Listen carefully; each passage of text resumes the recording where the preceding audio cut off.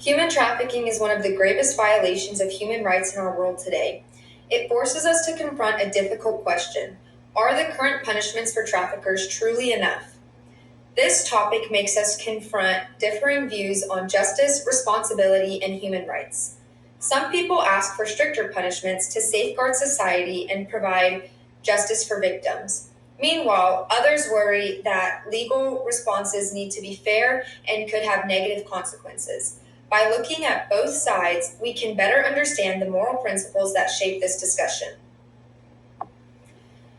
Those that feel that punishment for human traffickers are too light take a position based on justice and societal protection. Trafficking exploits and damages individuals, often in severe ways, so they argue that the response should also be serious. Let's outline the main moral arguments from this viewpoint. 1. Justice for victims. Supporters of tougher punishments stress the moral obligation to seek justice for victims. Trafficking takes away victims' freedom and forces them into brutal conditions. To reflect the seriousness of these acts, many believe the penalties should be equally harsh.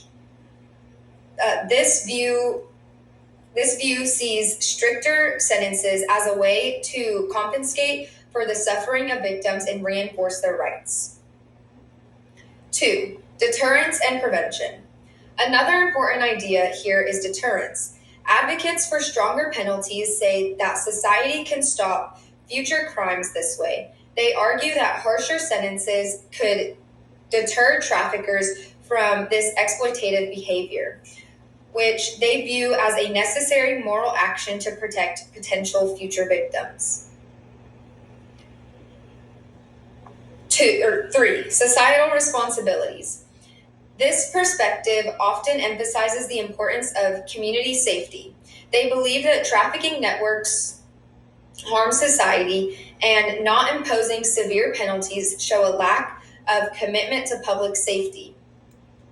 Proponents of stronger punishment argue that society must fight against such issues and strict penalties to help maintain order and prioritize the well-being of citizens. On the other hand, some believe that existing punishments are already enough, or even too severe. This perspective is based on alternative moral views regarding justice, human rights, and punishment's purpose. Here are the core arguments from this side. 1. Human rights and rehabilitation. Those who think current punishments are adequate argue that traffickers also have human rights. They support the rehabilitation as a moral duty, claiming that traffickers might be products of broader social issues like poverty or lack of education. From this stance, excessively harsh punishments breach the idea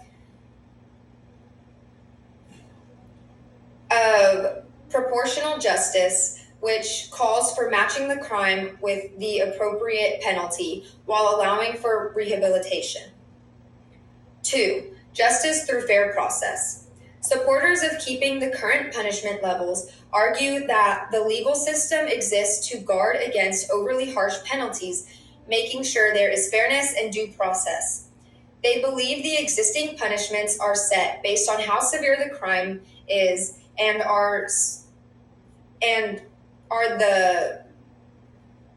the specifics of each case representing a moral view that balances justice and empathy. 3. Concerns about unintended consequences. This viewpoint also discusses potentially negative effects of stronger punishment.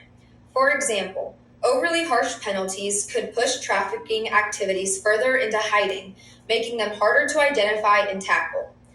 The focus here is on reducing harm, preventing greater damage by keeping the justice system practical and orientated on achievable prevention methods. Those supporting this side argue that moral responsibility includes maintaining a justice system that prevents harm without risking bigger unfairness.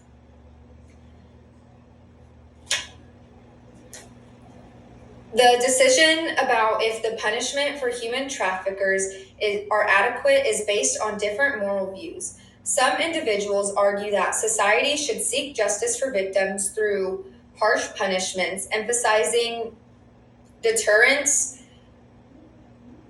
and social duty. Others believe that penalties should match the crime, respect human rights, and think about the wider impact on society.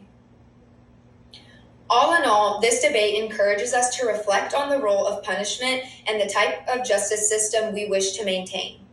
Right now, the current punishment for child traffickers is as stated by the Criminal Division, U.S. Department of Justice.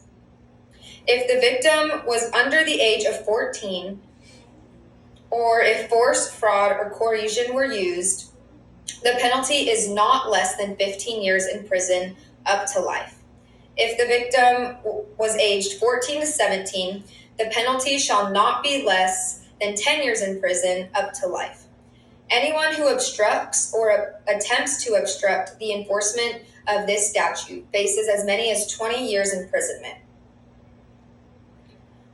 Defendants who are convicted under this statute are also required to pay restitution to their victims for any losses they caused. So, what do you think? Are the punishments against human traffickers enough? Thank you.